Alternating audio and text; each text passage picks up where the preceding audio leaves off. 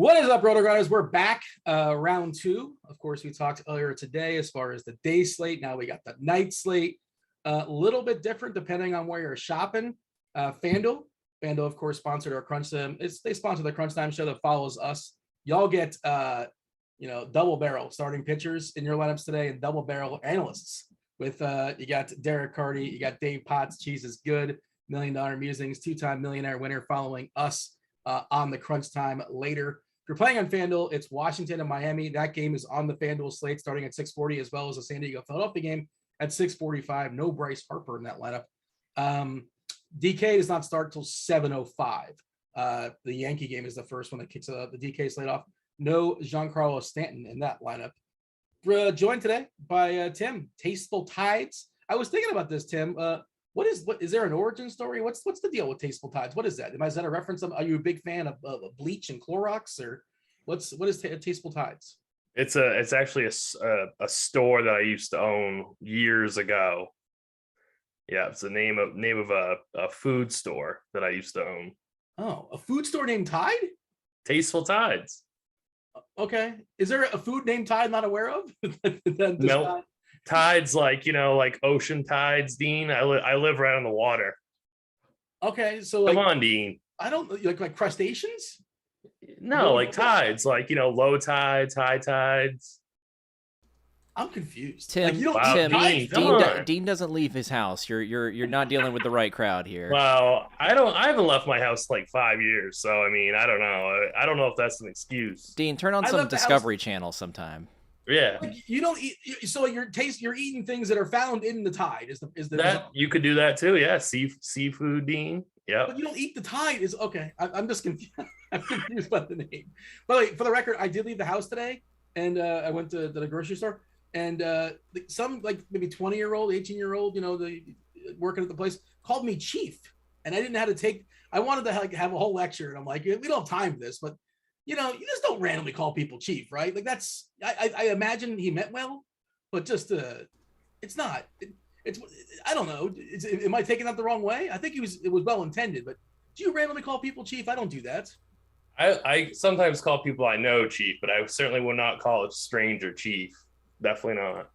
Yeah. It could have been worse. He could have called me like squirt or pal or big guy. Or boss. Don't call me boss. I'm not your boss. Who am I? I'm just some random dude. Oh, hey, boss.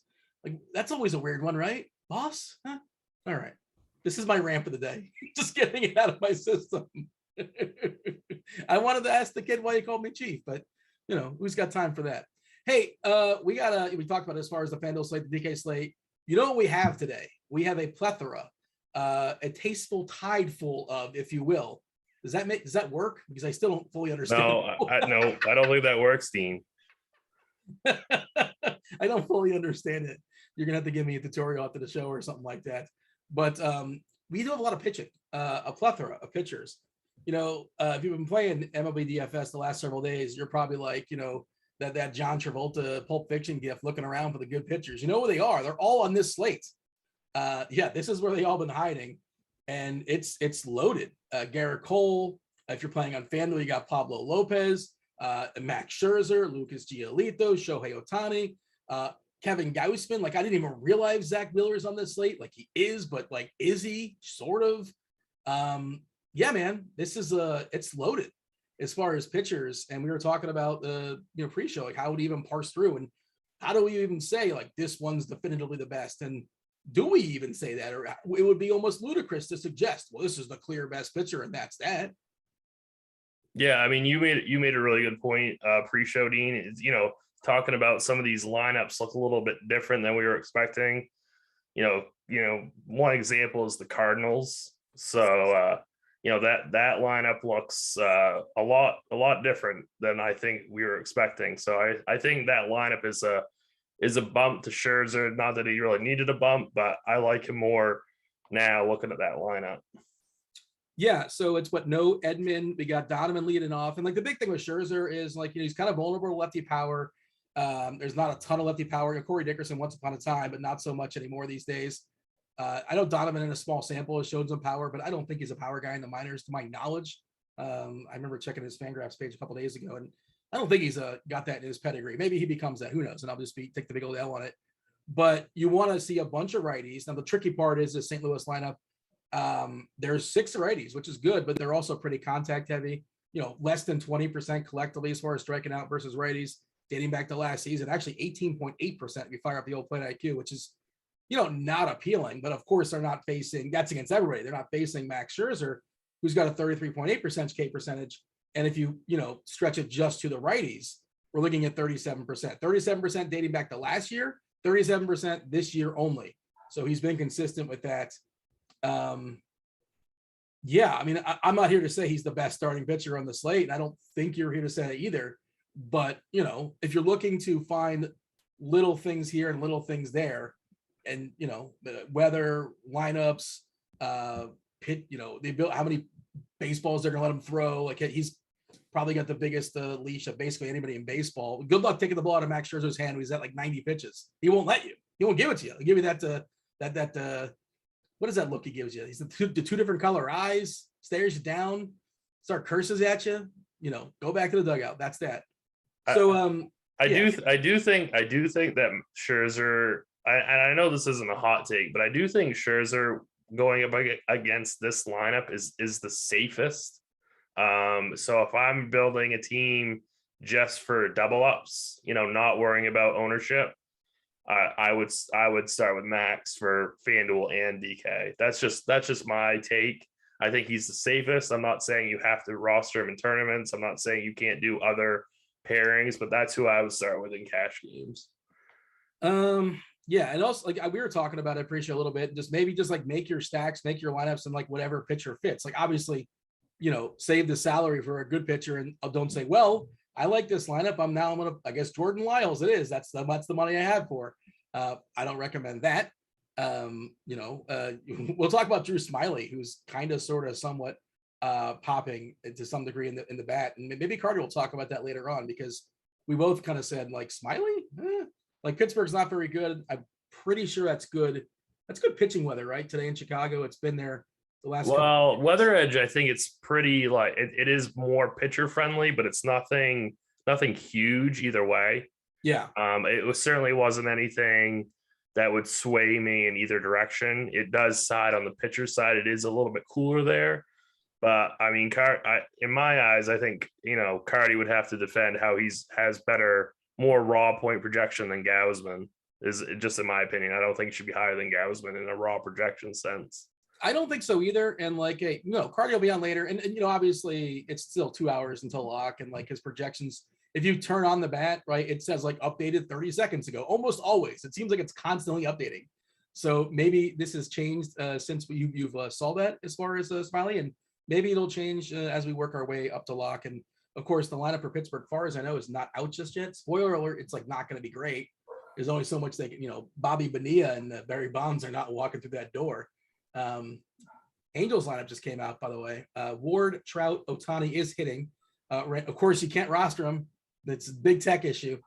Rendon, Walsh, Rengifo, Wallach, Wade, and Velasquez. What was the original Cardinals lineup? Do you know? Because I just see like updated Cardinals lineup, but I never saw like who was like, because the original had Edman in the lineup. So that's the only update that I saw. Was the original one had Edman in the lineup. Michael A. Taylor was also originally in Kansas City's lineup, and he got kicked out of that one for what it's worth. We said before that no Giancarlo Stanton. He's not playing baseball tonight, which I think hinders. We'll talk about it. Hinders the Yankee stack to some degree, obviously. And Harper's not in the lineup, right? They basically said he's not playing the field for at least 6 more weeks. He's playing with, what is it, like a UCL that's torn? Is that the name of the letters? I believe something with his elbow. I don't know. Yeah, I don't know. I don't know the letters, but yeah. Philadelphia Hoskins, traditional leadoff hitter Reese Hoskins, Alec Baum, Castellanos, Segura, Real Muto, Schwarber, Camargo, Herrera, and Quinn is the Philadelphia lineup. We basically have all the lineups with the exception of Pittsburgh. Is that correct? I think so. I believe so. It's kind of a sprint slate. I like this. Well, especially on DK, starting at 7:00 and everything locks by like 8:05 or 8:10. So 4 hours. Let's go. FanDuel adding those first 2 early games, which of course we'll touch on as well. We needed one more good pitcher, right? So we have Pablo Lopez taking on the Nationals, and Wheeler. Wheeler is good too, taking on the Padres. But and Blake Snell's coming back tonight, who is yet to retire anybody this season. I believe he walked a couple guys and then that was it, right? Is that basically what his season's been so far? He got hurt or something? Yep. I like Zach Wheeler quite a bit for tournaments on FanDuel tonight because I think he's going to be the forgotten guy. And, we saw him kind of do really well against the Dodgers last outing. And I think that his ownership is going to be really, really suppressed because there's so many other studs. So not for cash games, but I think if you're, making 20 teams or more, you need to have some Wheeler in your pool. Don Easy in the chat with a great, he says, Bobby's still getting the check. Yeah, Bobby Bonilla is still getting 4, 3, 5, whatever millions he's getting every single, there's one, about this. His contract was 25, 30 years. Do you know about this or no? Oh yeah, I know. Yeah, definitely. Yep. What an incredible, I want his agent, man. Good for Bobby Bo. He's never going to have to file. Isn't it? Is it a lifetime deal or is it 30 years or something? I don't think it's a lifetime deal. I think it was something like 25 or 30 years or something. Okay. Yeah, because he's been retired, for at least 20 years, right? I feel like. Yeah, I think so. Yeah, well, let's pull it up. Now I'm curious. We have time, sure. See TJ in the chat. TJ says, hey, hit that like button, not for me, not for Rotogrinders, not for the free content, but for Tasteful Tide's beard. He respects your beard game, and he's asking about my ability to grow a beard, and that's basically non-existent. Yeah, I'm not very masculine, so this is I shaved on Monday. What is today? Wednesday? I mean, you really can't see there's nothing going on here, right? Yeah, I shave once a week. When it comes in, it's patchy and gross, and yeah, I'm a little jealous, Tim. That's all I'm saying. Well, I'm just gonna have to keep it for TJ. I guess I was thinking about shaving it, so now I'm just gonna have to keep it. Yeah, so July 1st is Bobby Bonilla Day. He gets paid until 2035, apparently. Wow. His contract with the Mets calls for him to receive 1.1-ish million each year until 2035, when he'll be 72 years old. What an amazing contract. Who is his agent? Oh, good for him. Congratulations. Yeah, July 1st, you always see those tweets. Happy Bobby Bonilla Day. There was once upon a time that Bonilla and Bonds were seen as the same guy. I don't know if you're old enough to recall that when they were both on Pittsburgh. It's they're 1 and 1A, and Bonds turned out to be better. All right. So one of the things I said today on the expert survey, I was thinking about hey, it'd be a good approach. And I'm sure you've thought about it as well too for tournaments. And it's well, there's a slew of good pitchers, right? And they're all good, and you can nitpick, and it's pretty close as far as the projections. And they all have the ceiling to drop 11, 12 Ks on the right day. Max and Gausman and Cole and Ohtani and Giolito. And then you got the 2 guys on FanDuel and Wheeler and Lopez. And I was thinking, look, why not just let's play the ownership game? So let's pull up. Is that something you thought about? Because we can take a look and see what the ownership is at right now as far as pitchers. Because, if you can just sort of give me the guy that's projected for, I don't know, a point less, but still has the same upside, and he's got half the ownership, I'm in. Yeah, definitely. I mean, that was one of the first things that I looked at before I got on the show, because I really wanted to find out a way that I could really, recommend one guy over another guy, so that's kind of one of the first things I looked at was ownership. So I'm going to pull it up right now. Do you have any ownership up right now, Dean? I do. I'm hitting the overfresh on it. I'm trying to take a peek on FanDuel and on DK. I want to have them both up. We want to please both sites. People are playing multiple sites, obviously. If you want to have this at your own leisure and you want to click the buttons for yourself and check ownership for yourself, get yourself RG Premium. We give it away sometimes too, on occasion. I don't know if we're doing it this week. but we do a throwback for the people. I'm excited. Devin, D-Train, producer Devin's going to make an appearance. He's going to make up right now, I presume. He's going to be on the last 10 minutes or so of the show, and he's going to be asking questions on chat's behalf, whatever's on Devin's mind. He played, and he's got that blender mind. I don't want to speak for Devin, but he's like he'll play anything in baseball, which I respect. And I'm sure he'll give his thoughts as far as a slate as well. He digests all the content, and a little bit of a throwback. We used to have Devin on the shows all the time, and he would ask questions on behalf of the chat, and we're doing it today. Little throwback today. So Devin's going to be on about 45 minutes or so. All right. Ownership wise, I think I need some water. Give me one. Well, no, I'm going to power through. And this obviously, again, like we said, it does change. And we're looking at the pitchers on DK. Wow, I'm actually kind of surprised that we have Max at the most ownership at 51%. 51%, despite the fact he's the most expensive. It's close. He's 10-6. Cole is 9-9. Otani 9-2. Gausman 10-1. Are you kind of surprised to see that? I'm a little surprised to see that. I was at first, but I think there's also, we've got the whole, Aaron Hicks batting leadoff for the Yankees, super cheap. Then we got the Cubs, who are super cheap, and they're projected for high ownership. So I think, the ownership crew thinks that people are going to be hitting the old double barrel button, like Scherzer, Cole, then going Hicks, then going cheap Cubs. So I'm not that surprised, but it does give me a little bit of pause. Like Kevin Gausman's ownership on, let's just say like Fanduel is 12%, Wheeler's 9%. I love that Gausman, by the way, 12%. If that holds up, love it. Yeah, exactly. And Gausman even on DraftKings 24%. I really like that quite a bit.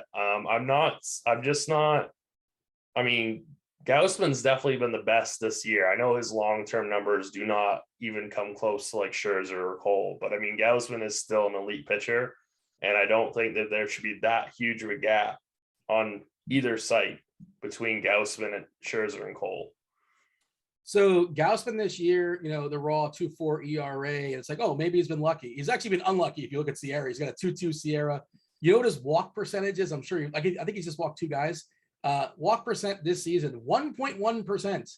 That's just incredible. It's amazing. He's just amazing. Like I never thought that he would be this elite, but he just, the last couple seasons, he's just been amazing, and he's not getting the respect that he deserves in projection systems or in ownership. Is that, you think, a name recognition thing too, as far as ownership? It's like people know Max Scherzer for the last 10 years. People know Garrett Cole. Like Gausman is a guy, sort of a late bloomer. Like he's had his best years at 29, 30. How old is Gausman? About 30, 29? I'm not sure. I would guess that you're about correct. I feel like he was like a huge prospect with Baltimore like many years ago, and it just didn't really work out for whatever reason. That seems to happen a lot with Baltimore. Maybe they need some new pitching coaches or something, but they're getting better. We'll give them that. They need a lot of new stuff in that organization. They're really bad. They need a new fence, right? Did you see Aaron Judge? So they basically ruined that ballpark. It was beautiful, and I can't remember what the term he used. See, I faded Judge last night, Dean. So I don't want to talk about Aaron Judge.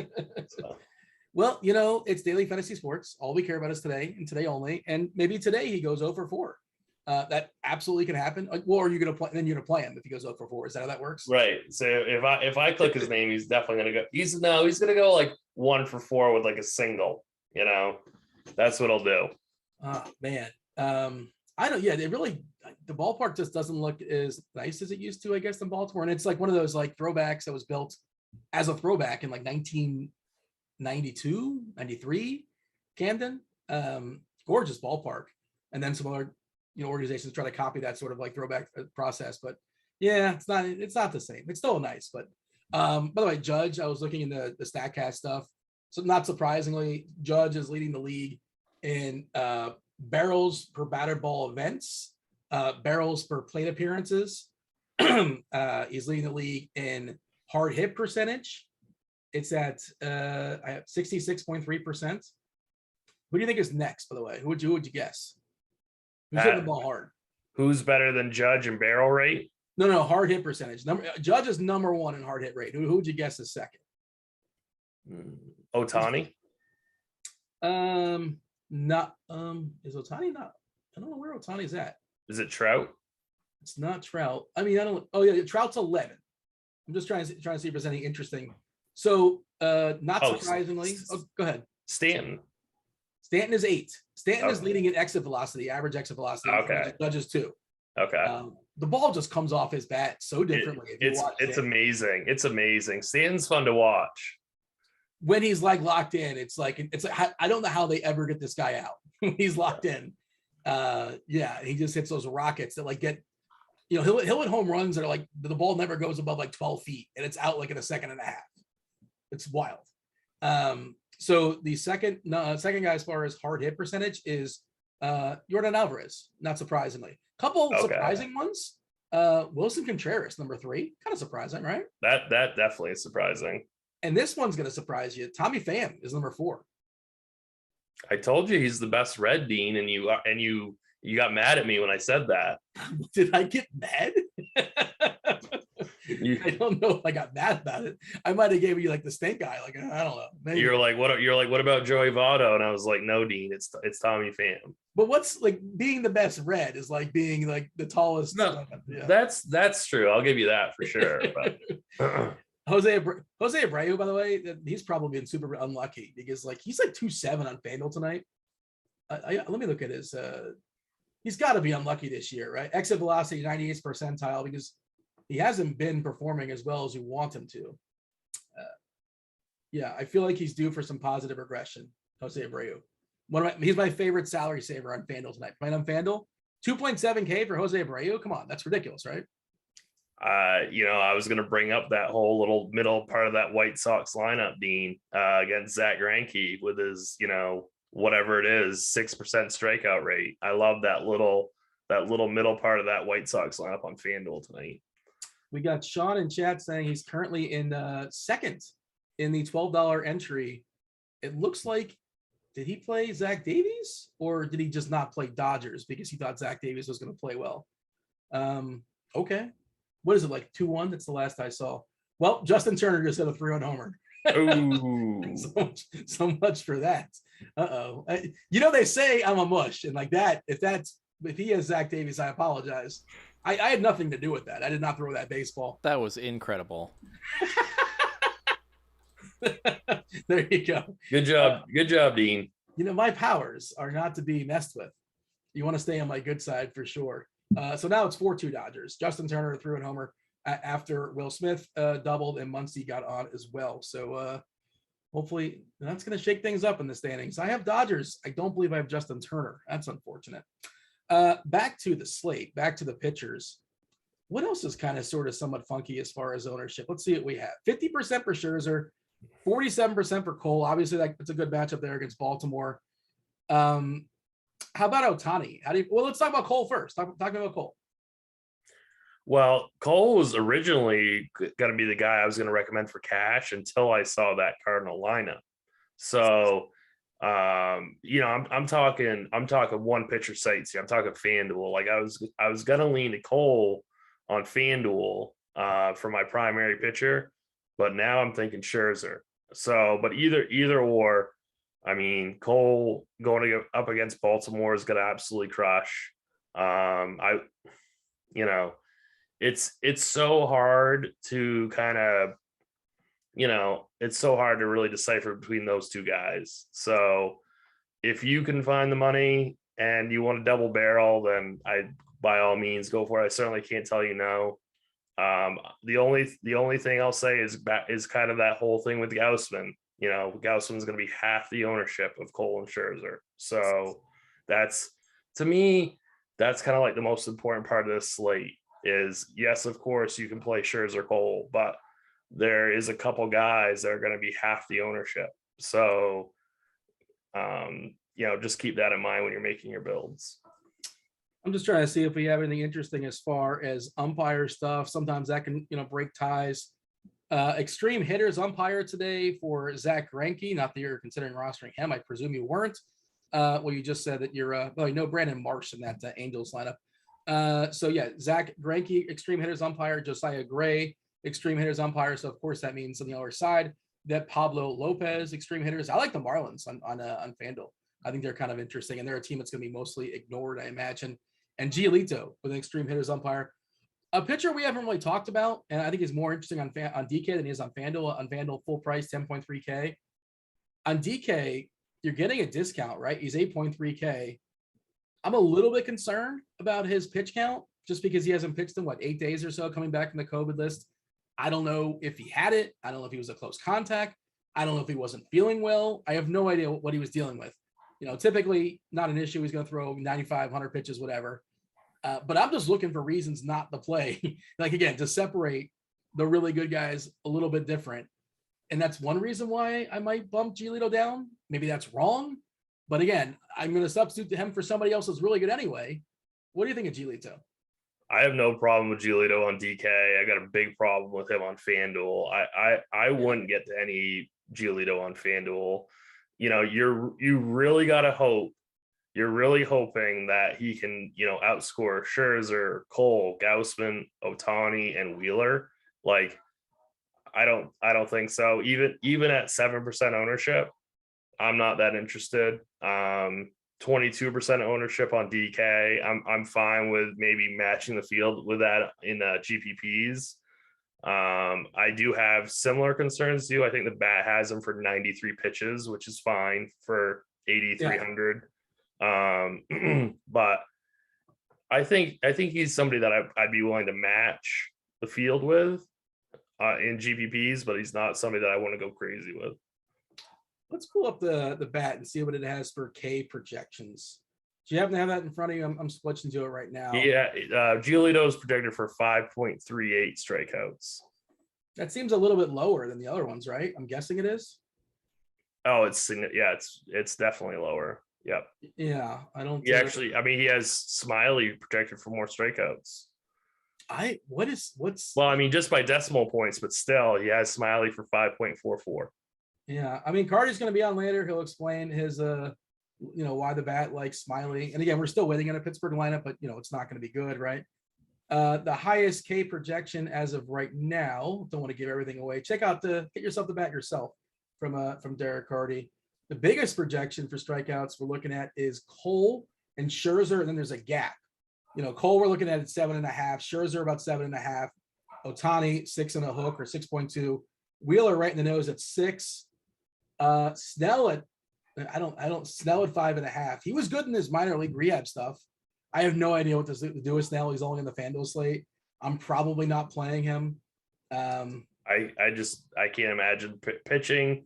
It's kind of like what we talk about in basketball, like opportunity cost, at center. It's the opportunity cost of pitching is so high today. So I really wouldn't go crazy with your player pool on FanDuel in pitching. That's pretty much where I'm at. I'm pulling up his game log and his rehab stuff. Let's see. How many games did he get in? Let's see. 4 innings on the 28th. And he had 4 innings in the 4th, 5 innings in the 10th. And that is that. He did strike out a bunch of dudes, I'm pretty sure, right? I think he's pretty much up to full strength. And the walks were down too, which, which is obviously pretty important with Snell. Looks like he had just 2 walks. Yeah. Oh, I'm here. It'd be easier if I just get the entire number. Yeah. And his price is 8,400, so you're not getting a huge discount with him. So I wouldn't. I'd give him the X out of your player pool. Yeah, you're basically begging for 6. In theory, he can go 6, but probably not, right? 19 strikeouts. I don't think he'll get 6 innings tonight. What is Carty saying? I'm gonna guess 83 pitches. That sound about right? What's the number? Well, I don't have FanDuel pulled up, but yeah, I'll get to it in a second. But obviously, I just don't think 82 pitches. Oh, do I win both showdowns? Did I nail it? That was well done. Thank you. Hey, you know what? There's no prize in that, but I'm good at that game for whatever reason. Did you speak on Cole? Did you give your thoughts as far as Cole? He's good. I definitely did. I was just saying, I initially wanted to pitch Cole on FanDuel as my primary pitcher, but looking at that Cardinals lineup, now I'm leaning towards Max. But I'll say it again. whoever you want to pitch between Scherzer, Cole, and Gausman, yeah, in cash games on FanDuel, I really have no problem with. Yeah, he's got Smiley projected for about 5.5 strikeouts for what it's worth. And he's cheap. Like, he doesn't necessarily have to do that, and theoretically it's opening up the bats for you, obviously. Reds and Guardians are on a delay due to rain. I don't know when that game starts. If there's a slate, if you guys are considering playing it. I think is that now? They're probably playing right now, aren't they? They must be. I don't know. It must be like for showdown. 6:10 is that game. So I guess it's going to start in delay, or what? Does that make any sense? It will be delayed at some point, I presume. All right. Yeah, it's too bad we don't have that Houston-Boston game in this slate too. Kind of some fun bats in that game. But hey, this is what we have to work with. How about Ohtani? How do we feel about Shohei Ohtani? Just, again, a slew of aces, so much good pitching. Where is Ohtani in the power rankings for you? Well, in the power rankings, I think he'd come fourth behind Scherzer, Cole, Gausman. What makes me a little bit nervous with him is that he can be inconsistent with his control, but his strikeout ability and this matchup just are very, very elite. So he would be number 4 for me. His ownership is pretty high on DK. It's only 10% on FanDuel, and he is 500 less than Cole and 300 less than Scherzer, so that makes a ton of sense. And he's more than Gausman, so he's a really good tournament play on FanDuel. He's a good tournament play across the board. I don't think I'd play him in a cash game format just because of the walks can get out of hand. So I'm a little bit nervous about that for cash.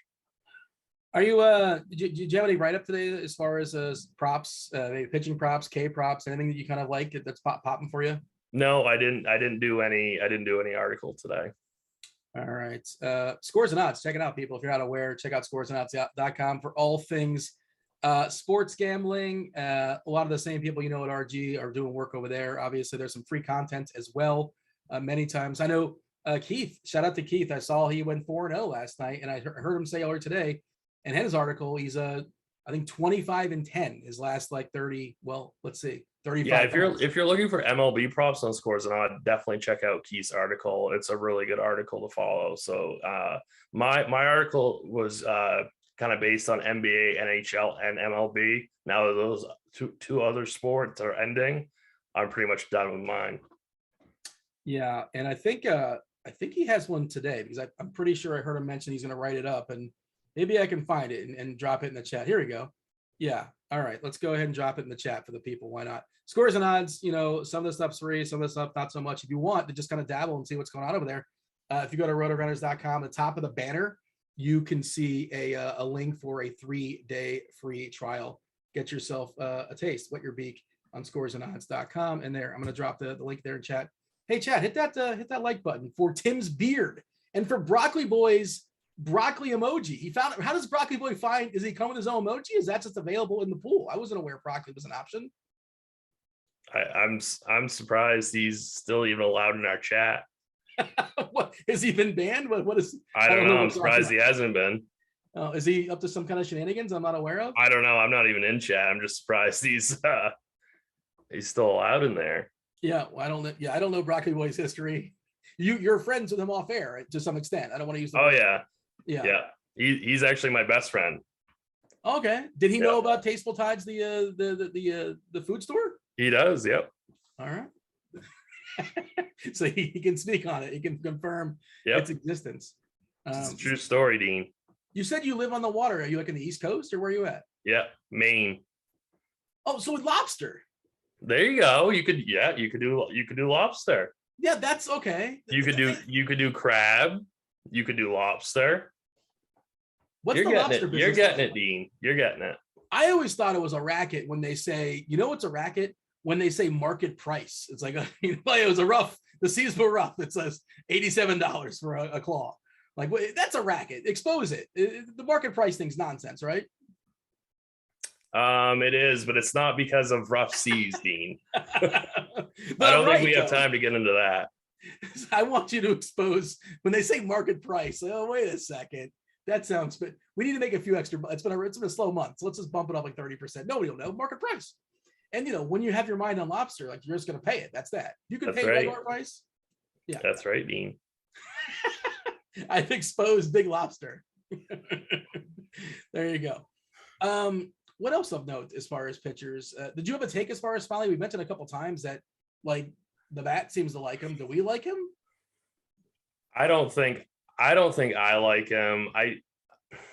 I mean, I know that we want to attack the Pirates. I know that Smiley is not a horrible pitcher, but I just think that you're going to see some massive ceiling performances from, some of these guys. So if Smiley gets you 20, which would be like, a really good points per dollar score, it's not, you're still going to be giving up tons of raw points that I think you're going to need in GPPs.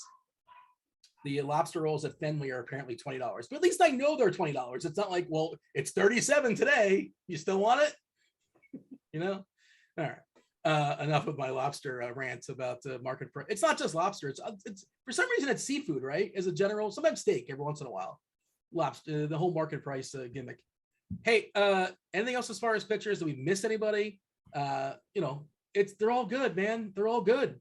I don't know how to separate them.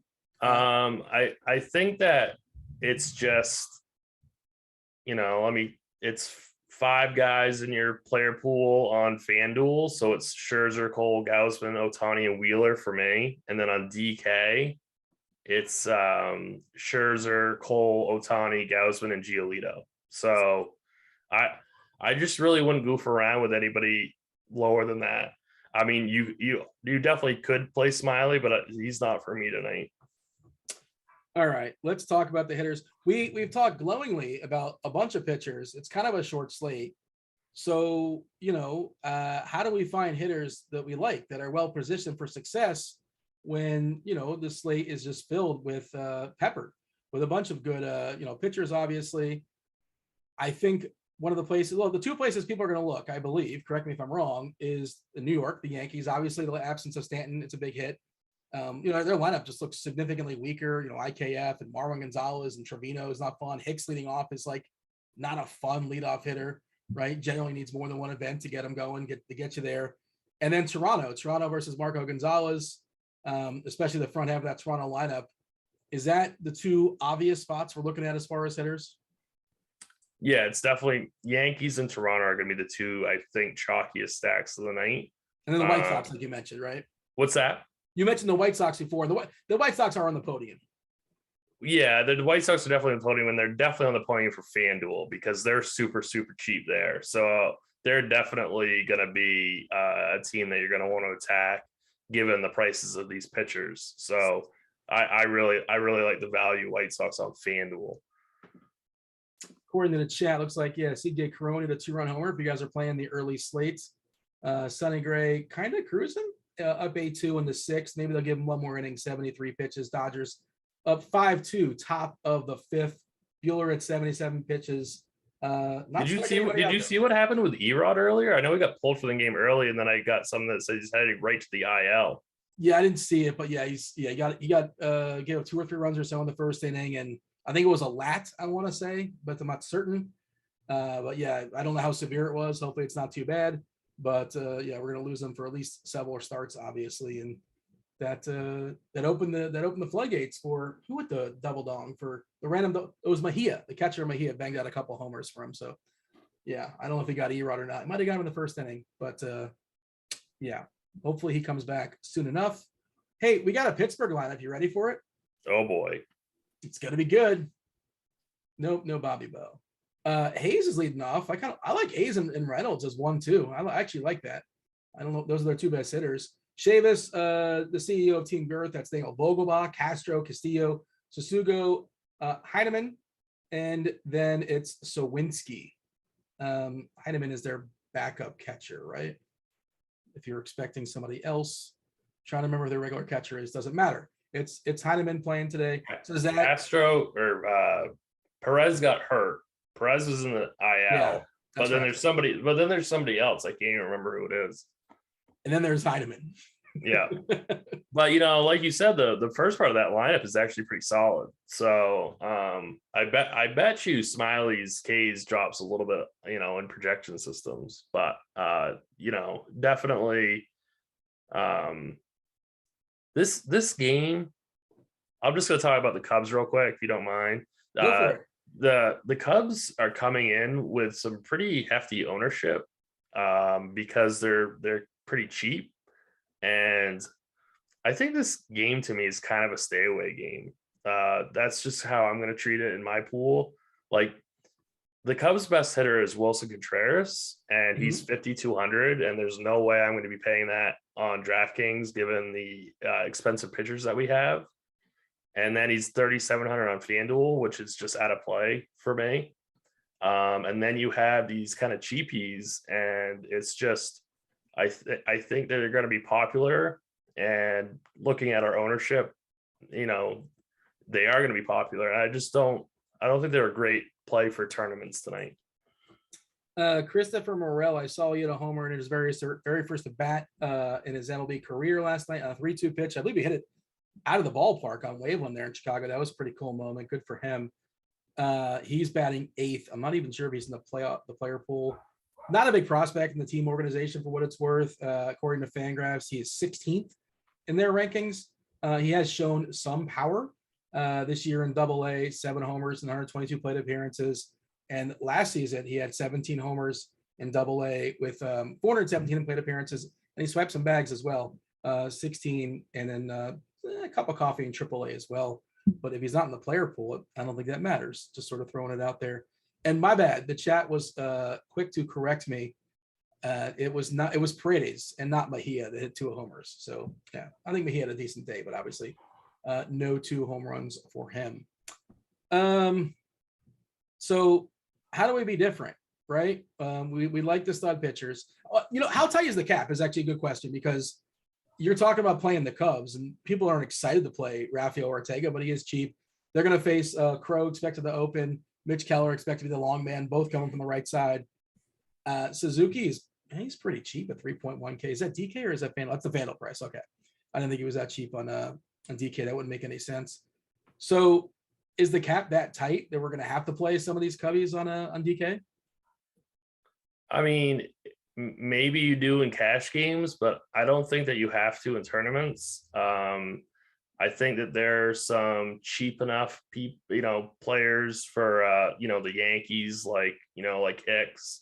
I actually like Hicks today. I don't think he's that bad of a play, like for tournaments or cash games. I think I really like getting to the Angels today, just as like a different type of stack, even though I know they're expensive. But if you can get some kind of cheap pieces within that stack, I think that's a really good play. The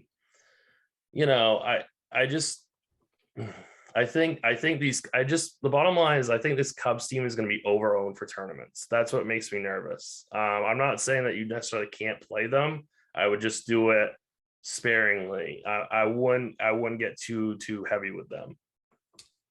Oh man, I don't want to play the Cubs either, but if they're going to be I don't know, reasonable, I don't know. I don't want to play Cubs. They're not horrific, I suppose. I'm not going to play a full stack, but if they kind of sort of make stuff work, maybe I'll kind of fill them in. But that's kind of where we're at. Anything else you want to say before we'll go quickly around the horn? We're going to bring Devin on, producer Devin, in about 15 minutes or so. He's going to come with the questions from the chat. I see questions coming from the chat, and I'm doing my best to keep an eye. And if it happens to be like something relevant to the conversation, I'll just kind of work it in. Otherwise, Devin will come with those questions and fire them at us in about 15 minutes. Of course, following us, y'all got to Chief Mineralogist Kevin Roth.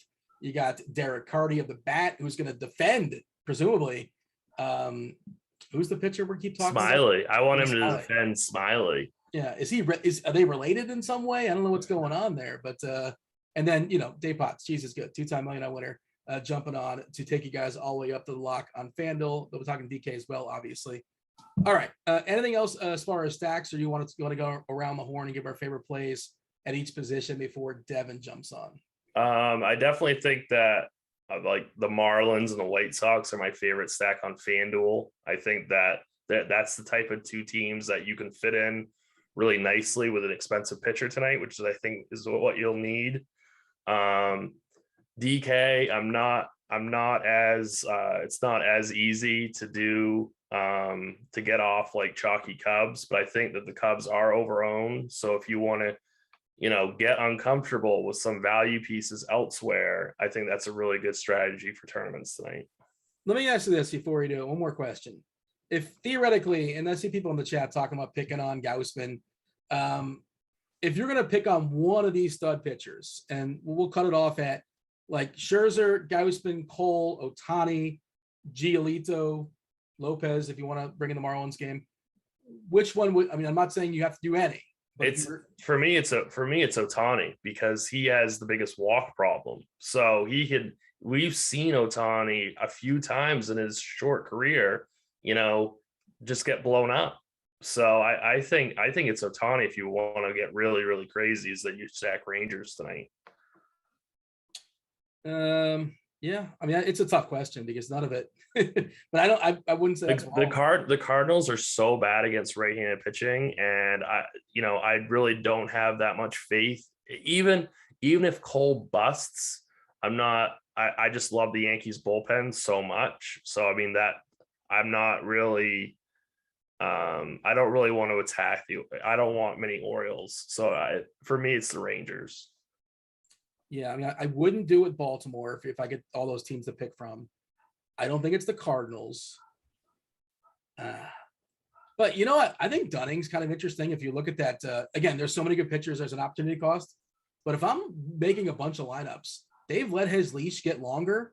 And, you fire up the plate IQ for the Angels. Do you see how many strikeouts are on that Angels team? I know there's some good hitters, obviously, but collectively against right-handers, 28.3% striking out. That's a huge number. Everyone is in the red, every single hitter, except for Rendon as far as striking out. I completely agree with your take.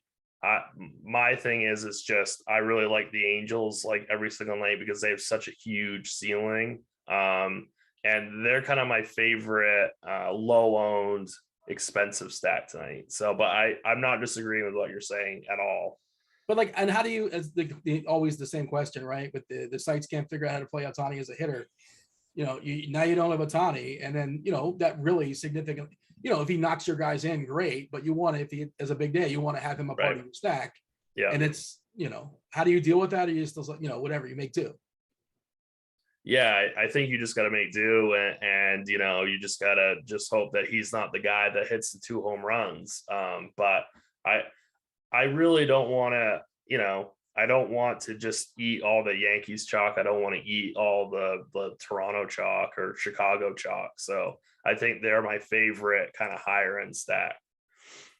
All right, catchers. Who do you like as far as playing catcher tonight? Of course, on Fanduel, you do not have the roster one. On DK, you must. Otherwise, it will be an invalid lineup. Catchers, who's catching your eye? Jeez, I didn't mean that just happened. That's, that was not intended. I was not trying to be cute.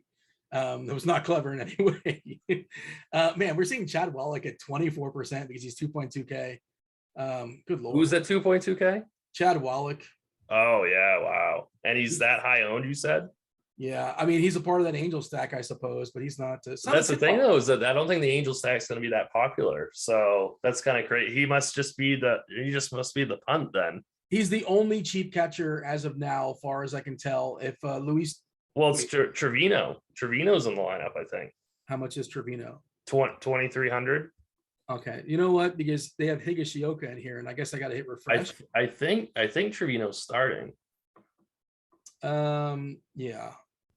So I guess it could be Trevino. Yeah, Trevino should be like probably your punt guy for cash games. And then I guess you could do Wallach in tournaments. That would be kind of how I would order them. So my favorite I'm probably going to play a catcher on FanDuel tonight, and that's going to be Yasmani Grandal. I'm sure he's 2,400. I'm sure he's going to be kind of popular, but Greinke just doesn't miss bats. So you can definitely play him on DK. I like him more on FanDuel, but I'm sure the field will too. But I think 3,900 even on DK is a really good play. Contreras, I mean, I think the Cubs are going to be overowned, but Contreras might not be because he's 5,200 and he's definitely the best pure hitting catcher on the slate tonight. So he can be your GPP pool for sure. I don't know how to pronounce that person they're saying in chat. There's somebody that's 2K. What team is that person? Mazika. What team is that person on? I don't know who that is. The Mets. Oh, because didn't somebody got hurt for the Mets, right? Well, there was McCann is injured. McCann is hurt. Okay. Yeah. All right. So is this guy any good? Can he hit baseballs? I don't know anything about him. Has he ever caught Max Scherzer? Probably not. Probably not. Let's see. Can this guy hit baseballs? What has he done? So how old is he? He's 28 years old. So like not a prospect. Once upon a time, an 8th rounder in 2015. Yeah, I don't think he's very good. It's unfortunate, but he's ridiculously cheap. The bat actually projects him to be like not a completely horrific pitcher, WRC hitter, WRC plus an 889, which is only 11% worse than the average hitter, which, for a punt catcher, it could be worse, I guess, is the quote you put in the back of the DVD. It's not a rousing endorsement, but yeah, okay, whatever. And I'd still prefer Trevino, even though that's not exactly a rousing endorsement either, but I'd still go with Trevino for cash games unless you really need that $300, which you might on a night like tonight. What about first? What do you like at first base? Well, Jose Abreu is my favorite guy on FanDuel. Definitely can play him on DK also. It's Greinke's tough because he doesn't walk anybody. So he does a really good job of limiting like big innings against him. But his strikeout rate is so low. I mean, they're going to be so. And the other thing is his swinging strike rate is like the lowest of his career. And so, I mean, he's really declining. So I think he's the White Sox are such a good team to attack. And I just love them on FanDuel tonight. So, Vlad Guerrero, if you can get to him, I like Jared Walsh quite a bit. Yoshi's in the lineup, right? Yeah, Chisugo. Yeah, he's been priced, so I mean you're going to need some of these cheapies in cash games. I don't think I'd get too carried away with them in GPPs, but in cash games he might be the cash game first baseman tonight. Greinke in the season's got a 6% swinging strike rate. Lower than the slate. What's his K rate? Do you have that pulled up? His K rate is 8.9%. Wow. Which, I mean, it suggests it should probably be a little bit higher, but still, on the season, his ERA, I think he's been surviving. Yeah, 3.52. But but is expected, isn't it? Like over 5? 5.53. His Sierra is 4.98. Yeah. His I'm guessing he's got a really lucky. Yeah, homer the fly ball rate is 3.6%. Yeah. That's super lucky, obviously. Yeah. So I mean, I just don't see him. I want to be attacking him all year, as much as that makes me sad because I loved, pitching him years ago, but sure. now it's over for him. It's over. 88%, by the way, as far as left on base. So he's been lucky all around. Yeah, exactly. I mean, that's what I looked at earlier. Like all this advanced stuff, he's getting so lucky this year. Knockout second base. I guess we're a little behind now. I mean, of course, they're going to go around the horn. Carty and Cheese, they'll do this just as well, if not better than us, when they jump on with Roth. But we do want to give Devin some old school cam time and ask questions on behalf of the chat. You guys want to, whatever he wants to talk about, fire it off. Devin's going to ask him on your behalf. We're for about 10-ish minutes or so before we bleed into the crunch time show. Second base, go for it. So it's Gleyber Torres is a great play on both sites. He's 2,500 on FanDuel. So I mean, you could really do a lot of things with that. I want to get a way to get to Chaz Gisholm tonight. I'm hoping. I haven't started making that now. What's that? You just did you intentionally pull a chopper, or that would just sort of worked out that way? What's a chopper? I don't know. He butchers that name sometimes. What did I say? You didn't say Jazz Chisholm. You reversed it. I did. Okay. I think so, unless I misheard it. Oh, okay. Go ahead. Well, I want to get to him, whatever his name is, and so, but I haven't started making teams on FanDuel yet, so I don't know if I can. But I really like getting to some Marlins today. I'm trying to think who else. Man, Marcus Semien is just so awful. Yeah, and Ohtani's not a great matchup, obviously. Right. Jazz is expensive, by the way. People aren't going to play him. He's just. I know that's why I want to play him. Yeah, So, I like him in tournaments. Yeah, I like him quite a bit. Lori Garcia is a really viable punt, I think, across the board.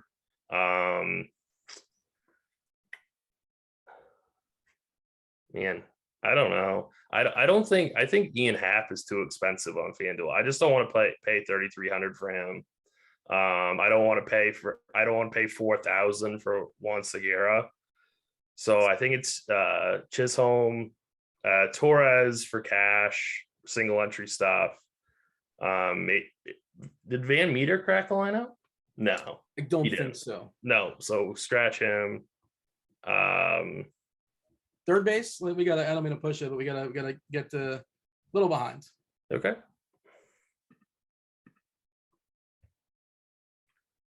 So it's Josh Johnson, Juan Moncada are my two favorite in a vacuum.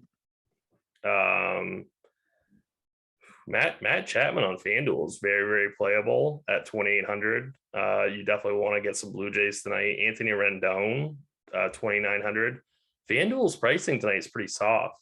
I got one of the stud pitchers, either Gausman, Scherzer, Ohtani, or Cole.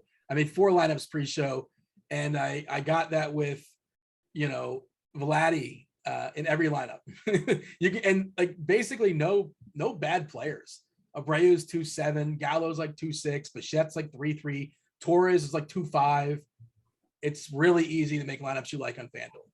I'll say another thing real quick. Like if we think that Drew Smyly is going to get more ownership than what we have right now, I think Brian Hayes makes for a really good play on both sites. 2,800 on FanDuel, 4,300 on DK. Anything else stand out that we should highlight at third base, or shall we jump over to shortstop? Let's go to short. What do you have for me? I like the White Sox quite a bit, but I think Tim Anderson's overpriced, which makes him good for tournaments. Bo Bichette's got the same kind of deal.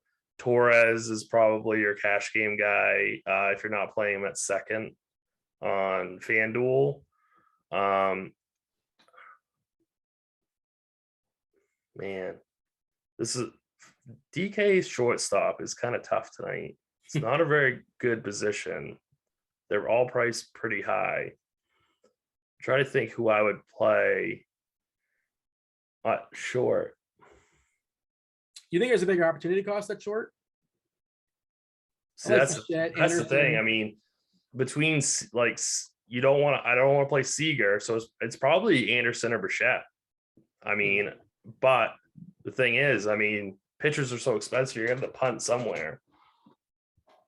Like there's absolutely a bunch of punts there, but like they're the worst of the worst. I mean, like Marwin Gonzalez, Andrelton Simmons, like, it's not completely nuts is Brendan Donovan just leading off for St. Louis. Like I don't want to pick on Max Scherzer, but if I am, I'm gonna do or the Angels guy. Rengifo? Yeah. Min price. I guess. Yeah. I mean, it's the same kind of deal. But I mean, there are salary cap thing. Yeah, exactly. That mid range at shortstop's pretty gross today. I think shortstop's a pretty good position to spread out in tournaments today. What about outfield? We know about Judge. We talked about his prowess earlier. Trout, of course. I think his ownership gets somewhat suppressed to some degree in the absence of Ohtani, making them, the Angels a little bit less appealing to stack. Of course, you can still stack them, obviously. I like the Toronto side a good bit. If I wasn't clear about it, Springer, one of my favorite hitters on this slate. How about you? So there's a ton of value at an outfield today. like AJ Pollock is min price on DK. He's 2,500 on Fanduel, I think. Aaron Hicks is 2,500 and 2,700, I think. So I mean, there's plenty of really good punts that you can get to.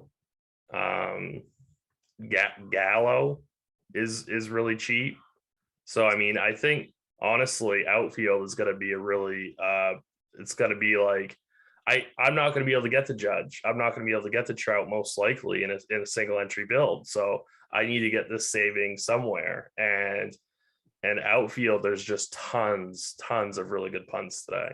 You're making your one lineup tonight. It sounds like you're leaning towards a White Sox deck. Is that on FanDuel? Definitely. It's FanDuel. It's just too easy. So I'm definitely going White Sox today. All those injuries, man, for Pollock, is it just catching up to him? He's been rough this year, but he is 2K against Greinke. It just seems too cheap. Can he steal a base? He stole one this year, it looks like. I'm not sure what he's done for stolen bases. Yeah, historically, I think you have to play him in cash games. If you don't, obviously you can fade whoever you want in tournaments, but I think you have to play him in cash. What do we have as far as ownership, as far as Judge? I'm curious. 32% before I hit refresh on DK. And what is he on FanDuel? That's kind of a pressure point. That's kind of the number for me, for this size slate. I think it's like, man, like even if he gets a solo home run and goes 1 for 4, like you're fine. It's okay if you don't have him, like he can hit 2. Especially that ownership. I mean, I faded him last night and obviously I lost, but I want to double pay up on DK. So it's going to be hard for me to get a $6,100 outfielder. What do we have him on FanDuel? Like we said, the cap's a little bit looser over there, 27%. Hey, you know what? We've teased it enough. Well, let's not delay it. And we're already stealing away from Devin's time. We're going old school. Producer Devin Cam. Devin, are you with us? I believe I am. It's been a while since I've done this. I've gotta remember where to look. How's it going, Dean? I don't see your camera. Is your camera not on, or is it on? It's not for you. It's just for the viewers, Dean. That's why it's called the Devo Cam. Why can't I enjoy the producer cam as well? Why would you want to suppress that? Because you know what it is? I wouldn't be able to concentrate. Clearly, there you go. Clearly. I mean, we got people saying they're going pants off season in chat, asking me to go shirtless. So that's premium, I think. This is a family show. All right. You guys are thirsty.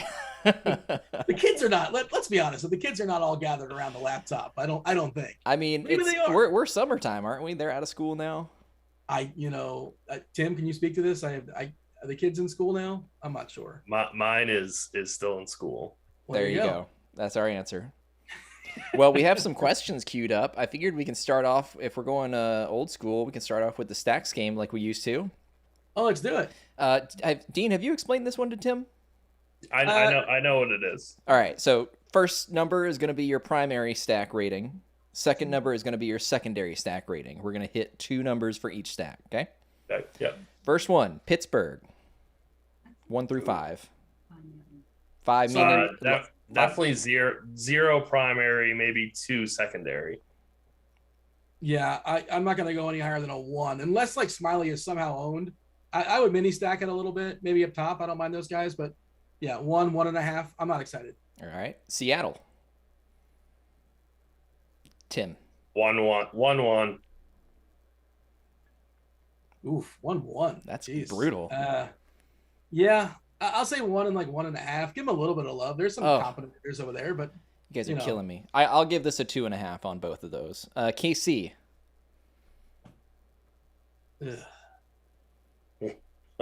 No Sal Perez. He's in the IL, so that lineup takes a pretty big hit. Is Melendez catching today? Is he no longer a catcher on DK? Is that what's going on? Or he is a catcher? He's 3-1 over there. He's got some power. I don't mind him just as a power guy in general, but do we want to pick on Giolito? Not really, right? I don't think so. I don't. I'd say that's another like 1-2 type team.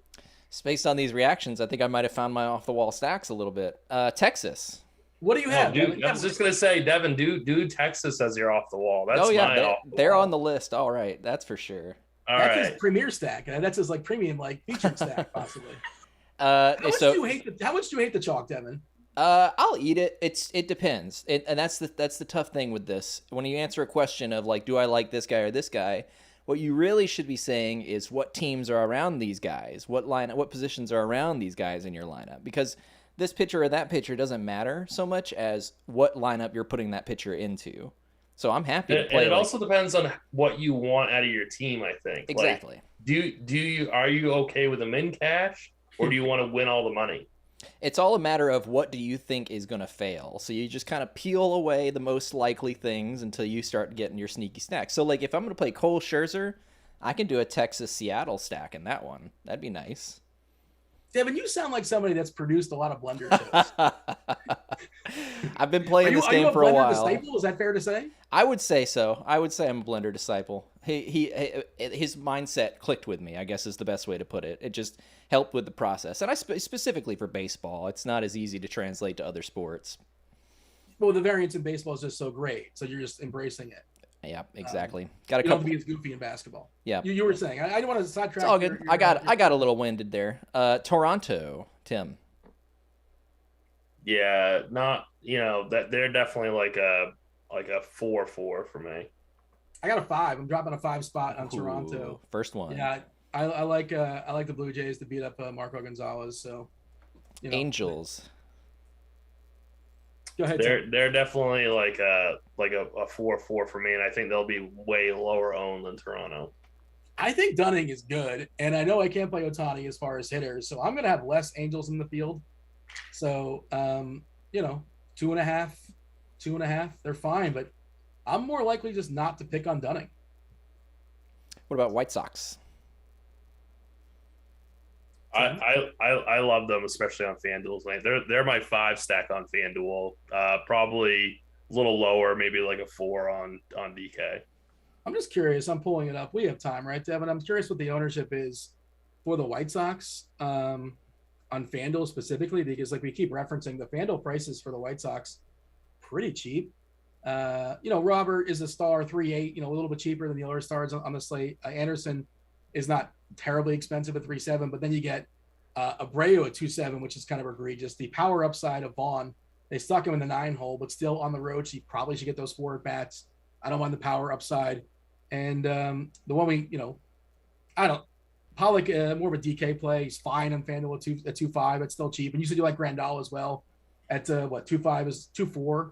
And we just want to pick on Greinke. The ballpark kind of stinks, but you're going to hit the ball hard and take the chances that hopefully the old regression monster is going to come and visit Zach Greinke tonight. Favorite stack to pair with that White Sox, Tim? Toronto, and then I also really like the Marlins on FanDuel. Nice. Yeah, all right. I get a Marlins stack. I have none of that right now. Yeah, right. Your Miami Marlins, Dean. We've got a couple of questions. We'll knock these out before the crunch time, guys. Join us. Shannon wants to know FanDuel boost Max, Cole, and Ohtani each to have 7+ Ks plus 300 odds. Would you take it?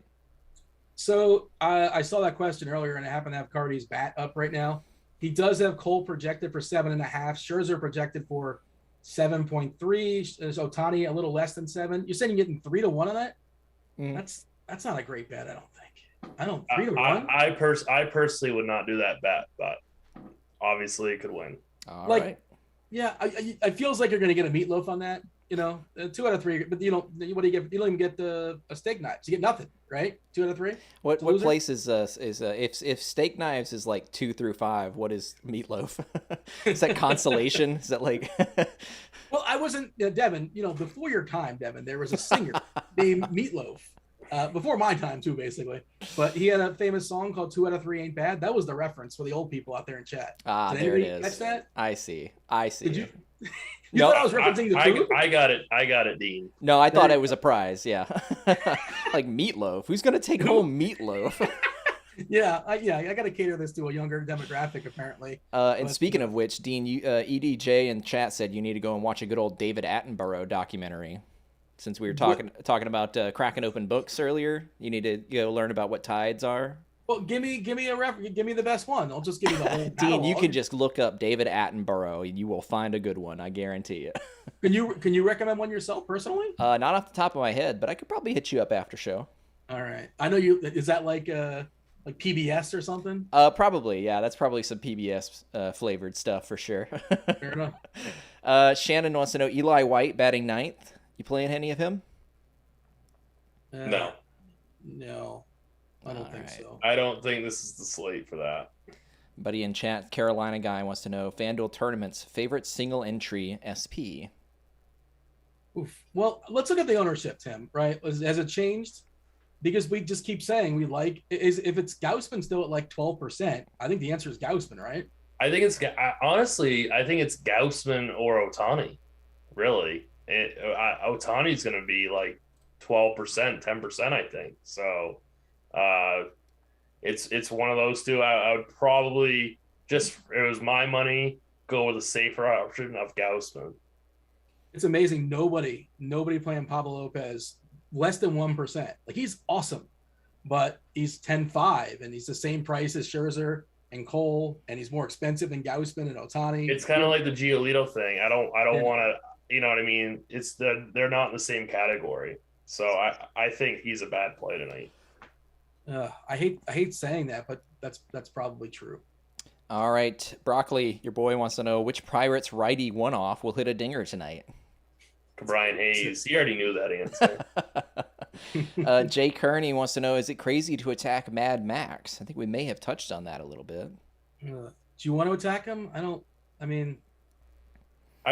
So we saw this like on the early slate, like some like 5% Brave stacks, you know, and they were doing really well early, and then they just faded. And of course, Burns didn't have a great game, but the stack for the Braves didn't exactly win you anything. So I don't think it's a good idea, but I get the theory behind it. I think TJ actually spoke to that on the show earlier, that somebody like Burns might give up a few in the first couple of innings and then keep going and with 7 Ks, 5 innings pitched. You see that a lot in baseball, where it's like, yes, that stud pitcher didn't do well, but that doesn't mean the stat did good against him.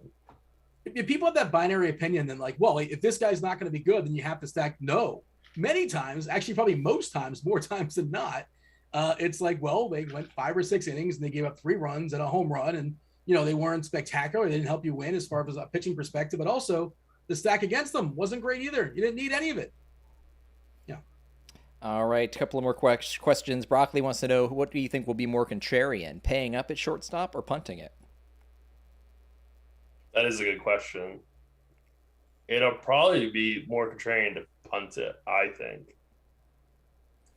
Devin Monster wants to know, what show did you mention on Netflix this morning? What show were you on earlier today? I was Fishing with John. Have you guys heard about this?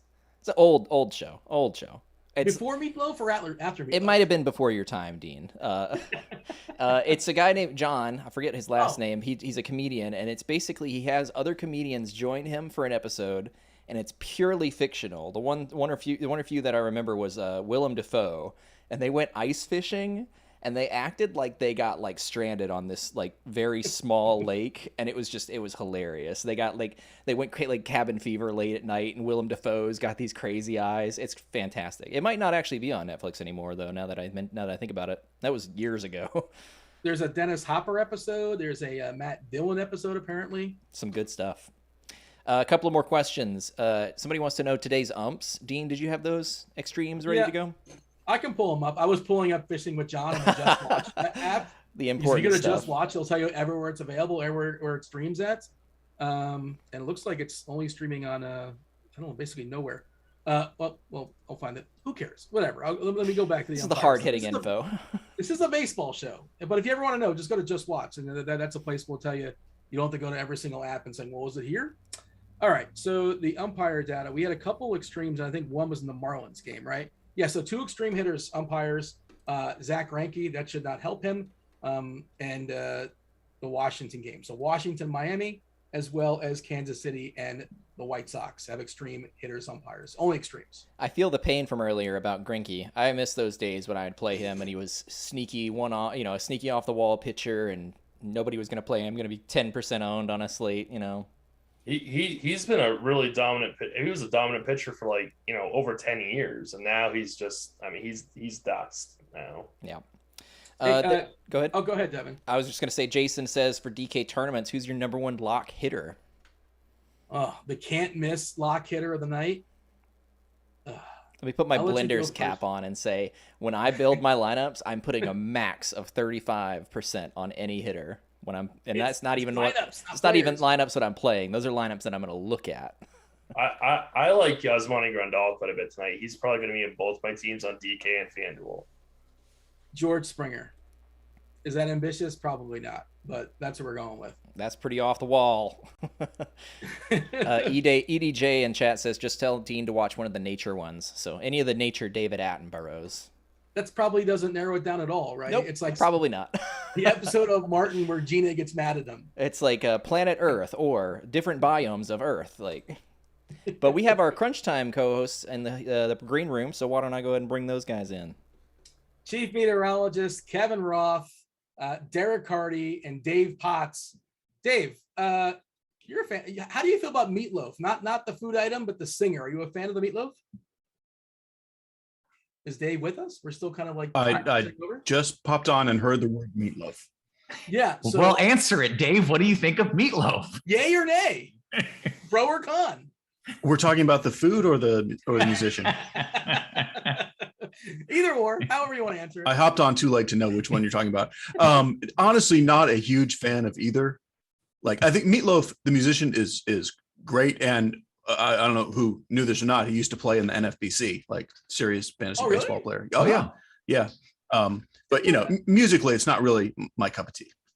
I feel like he was in some of those like charity softball games. Are you aware of this, Dave? I feel like he popped up in some of those games. That I don't know, because it really, like, when I think of him, I think of playing NFBC. Not a lot of people of that level of fame tend to play fantasy baseball, but he was one of them. Fight Club. He was in Fight Club too. Dean, yeah. I'm not doing my job if I don't get us a mush of the day play from you before we close out. Let's see. Who have I mushed throughout the day? Zach Greinke. Let's say Zach Greinke is going to get as a. No, I'm supposed to say somebody that's going to be terrible that you're going to be good now. Is that what's happening? You nailed it. You nailed it. All right. Roth, we're going to smoothly transition you guys. You have like 23 minutes until the FanDuel lock, so we have no time really for crosstalk or jibber jabber or nonsense. So we're just going to yield. Shenanigans. Okay. Yeah, whatever adjective you want to use, adjective of choice. Jose Altuve just homered. If you guys played that showdown slate with Houston and Boston, good times for him leading off the game. So I'm just going to say the start of FanDuel Crunch Time now. It's Chief Meteorologist Kevin Roth.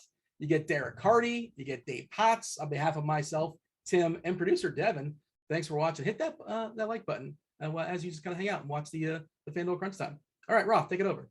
You got it, Dino. Appreciate it. And as Dean mentioned, this is Crunch Time, sponsored by FanDuel. You are watching it, some of you, if you're watching on the YouTube, you're watching it free here because of FanDuel. Don't forget to sign up for the FanDuel Sportsbook. If you're in a legal sports betting state, new users get a risk-free bet up to $1K. And you get your bonus after your first time bet, which is a lot better than some of the other books out there where you got to play through a whole bunch of times. Joined by a couple of the sharpest minds in the biz, as always, one Monsieur Cheese is Good, a.k.a. Dave Potts. What up, Cheese? Not too much. Small-ish slate, but good slate. A ton of great pitching for a slate this size, and still plenty of offense. So, yeah, good stuff. Small but mighty. I like that. We got Derek Carty as well, creator, inventor, CFO of the BatX Enterprises. I was trying to come up with something new, but Pharaoh of the Bat Enterprises. What's up, Carty? I don't know. I'm kind of pissed off. Cheese doesn't like meatloaf. Oh, the food or the singer? Either. Yeah. How do you not like the singer, though? I mean, he's incredible. I mean, incredible is a stretch. He's fine. He's fine. Meatloaf the voice is fine. Of a generation. Meatloaf the food and Meatloaf the singer both have that in common. They're both fine. It's a meh. Nothing spectacular. Hey, the slate, you feel okay about it, Carty, despite the fact that you're mad at Cheese for disliking meatloafs of many kinds? I mean, Cheese thinks it's fine, so no, this slate is terrible. just to spite Dave. We got an argumentative Carty coming in, and I like it. All right, we do have FanDuel Lock coming up in, I believe, 20 minutes. Is that correct, guys? Yeah. Sounds about right. So And- Cheese, yeah, go for it. I was going to Carty. say that, I mean, the slates are pretty different, especially Okay. pricing wise and with 2 extra games. I kind of think we should just do FanDuel first and then come back to DraftKings. That's exactly what I was going to ask. You gentlemen would know better than I. So let's go ahead and do that. And Carty, I'm going to give you the honor of kind of giving a general rundown here on FanDuel and then diving in, starting with some pitchers.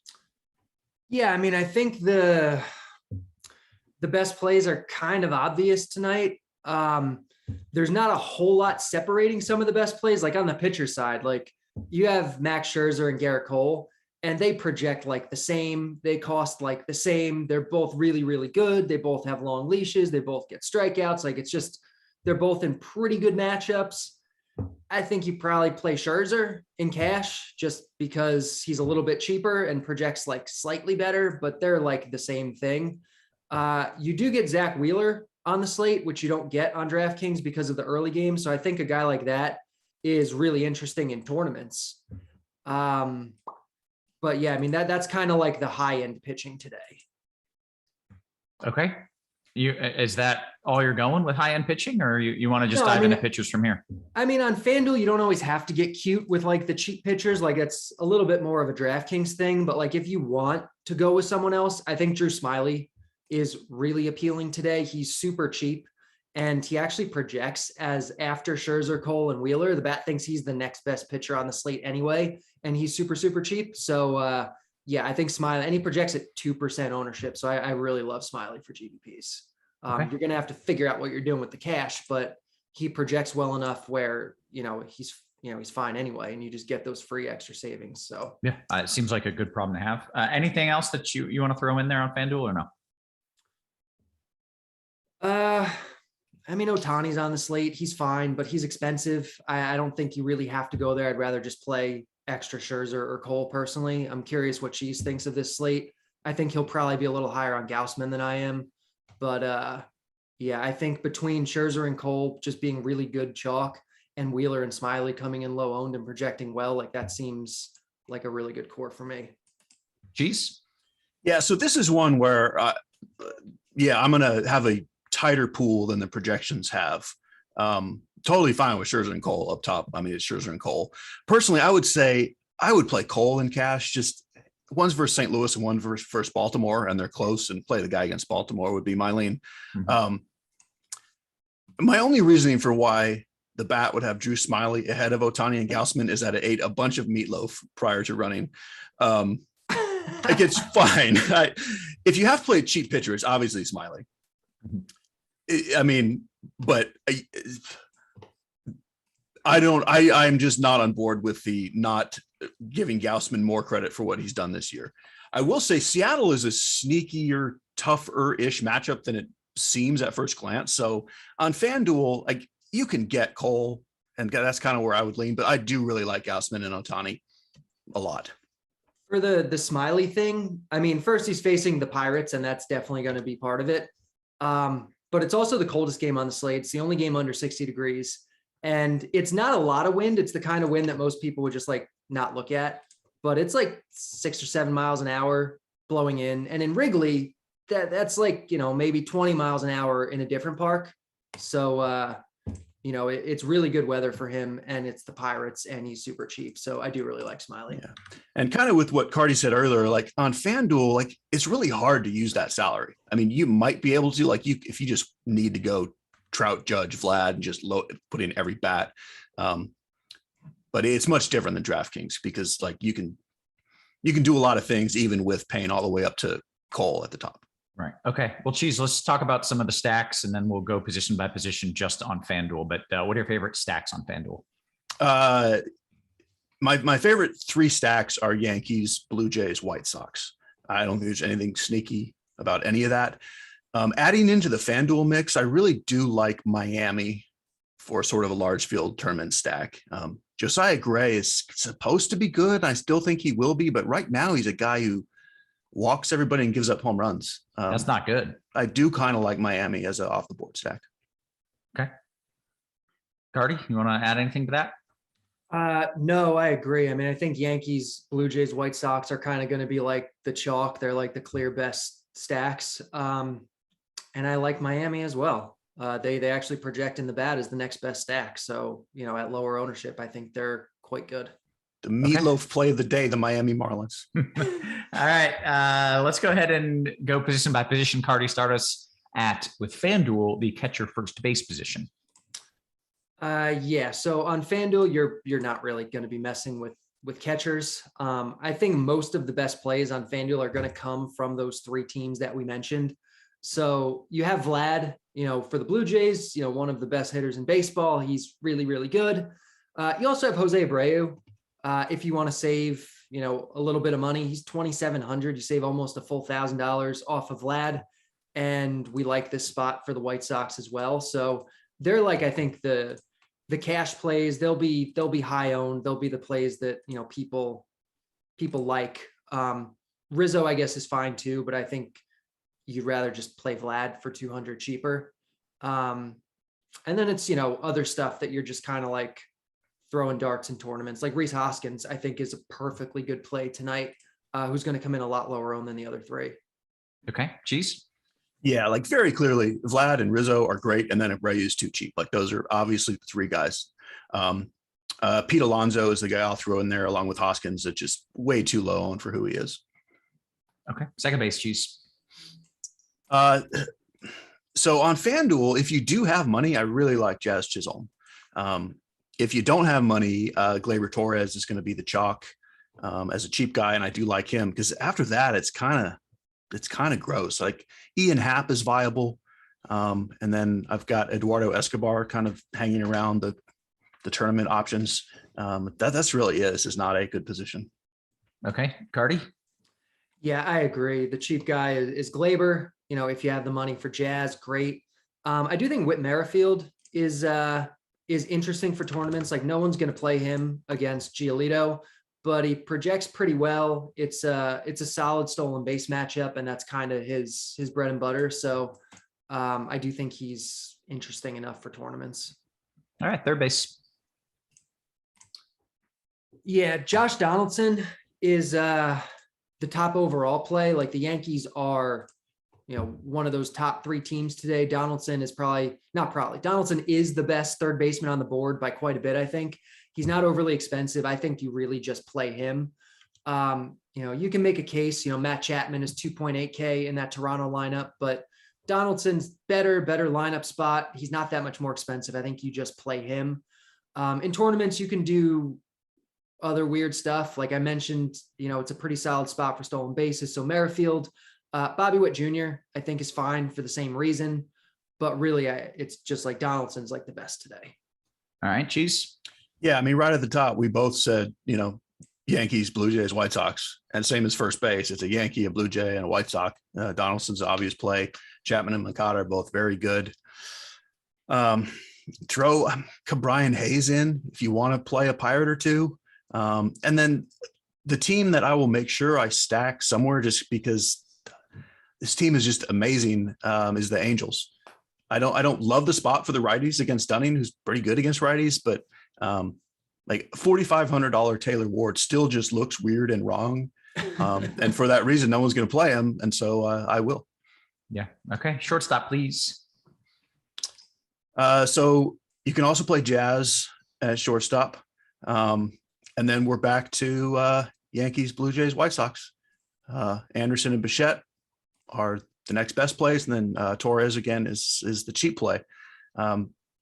The good thing is it's three teams, so they are going to kind of split up the ownership. It's not like one of these three teams is going to skyrocket above the others. So I don't think you have to just say, I'm fading the three top teams. Sure. Just kind of mix and match them a little bit. And I like paying up at shortstop and getting either Anderson or Bichette in if you're stacking one of those teams. Carty, short. Yeah, I like all the guys that Cheese said, but I do think Corey Seager is going to go overlooked. He's facing Ohtani, so people are just going to play Anderson or Bichette, instead of him. But he's still really good. He projects well. He's been hitting well lately. He's going to come at low ownership. So I think Seager's interesting. I think Marcus Semien in the same lineup is interesting. And I don't mind Eugenio Suarez as like a home run kind of dart throw. Okay. That brings us to the outfield already, Carty, I think. Yankees, Blue Jays, White Sox. Aaron Judge is really, really good. Joey Gallo is good and really, really cheap. So both of those Yankees, I think, are awesome plays today. Luis Robert for the White Sox and AJ Pollock for the White Sox are really good plays. Teoscar Hernandez for the Blue Jays is one of the best plays. Oh yeah, Aaron Hicks also for the Yankees, their other outfielder. He's a good play. In terms of like non-obvious stuff, lower owned stuff, I think Jesse Winker is again against Gaussman, but I do like Winker. I think he's just really underpriced for his talent level. It's a really good park for power. I do think that Gaussman is susceptible, to the long ball on occasion. So I think Winker is really interesting. But yeah, like the best plays are the obvious guys tonight. It's the Yankees guys, it's the White Sox guys, it's the Blue Jays guys. And Juan Soto is he's going to come in low owned just because he's going to get lost in the mix, but he's really, really good. Okay. Cheese, you just picking the obvious guys here and hoping that you get the right ones who have 2 home run nights. Yeah, because there's so many of them. You can play them in different ways.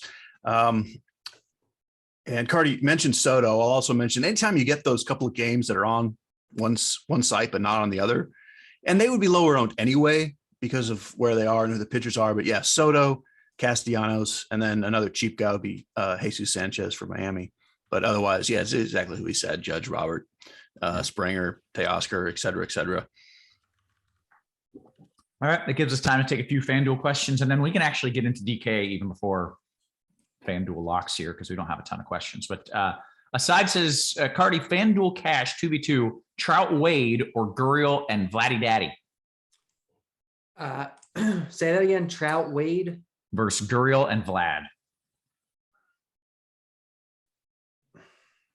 I don't really like Wade or Gurriel. I think you go the Vlad side, though, just because Vlad is the priority of all those guys. Okay. Cheese, I'm not sure if you saw this, but the next question pertains to Vogelbach's triple and subsequent run home last night. Did you happen to see this? I actually did not see it. I have heard about it, but no, I did not watch it. It was amazing. Carty, did you happen to see this? I did not. Oh, you guys are missing out. So he gets the triple and he's on third. I didn't see the triple, so I don't know what happened to the triple. But what I saw was someone with I wouldn't say a shallow fly to right, but intermediate fly out to right, and he was sent. And I don't know if it was his choice to go or if someone thought it was a good idea to send him. But the acceleration, I mean, it was the slowest thing I have ever seen. It was like he was pulling a literal truck trying to get moving and just got comically hosed. But assuming he's caught his breath by now, how do you like him for a one-off, even though he's lefty-lefty was the original question? I do not like him at all. I like Smiley tonight. I think it's a very bad matchup. It's bad weather. I see no reason to do it. Okay. NBA DFS says, Cheese FanDuel Cash, Anderson or Bichette? I slightly prefer Bichette, but that's pretty much toss-up. And then what was really disappointing was, so he's chugging home. He's chugging along, right? And once he gets going, he's moving pretty at a decent clip, and he's a big man. And you think this collision is going to be devastating, right? But no, he just like half-ass kind of slid in there. And I was expecting someone was going to get truck sticked, but it is worth watching just for that. J Sam's FanDuel big GPP, Chapman or Bomb at third, Cheese. Also, I've got Casty for a little mini stack. Yeah, that's one of those. Chapman's the better play, but if you have kind of a chalky lineup elsewhere and you already have Casty, I guess try Bomb and just hope they kind of go off a little bit for the Phillies. Okay, let's go ahead and just jump over to DK because we're taking all the FanDuel questions here. So let's go through a DK build and then we'll open it up to DK questions as well. Does that sound good? Does. Yeah. Okay. Really does. I guess Carty went first. So Cheese, you can go first here with DK pitchers. Yeah. So you're going to see basically, you take Wheeler out. It's the same group of guys, but we do have a little bit different pricing where Scherzer is now the most expensive by a fair amount and Cole is too cheap in comparison. I definitely prefer Cole to Scherzer with that salary gap personally. And then Ohtani's a bit cheaper. And then kind of the big question for me is Lucas Giolito. The bat does not like Lucas Giolito at all, which I'm kind of curious on. Like, Carty, do you personally not like Giolito at all as well? That just looked low to me. It's definitely a weather thing. Like, I'm looking at this, and that game has by far the lowest air density. Like, it's the worst weather on the slate for pitching, and that's going to have a lot to do with it, I think. Okay.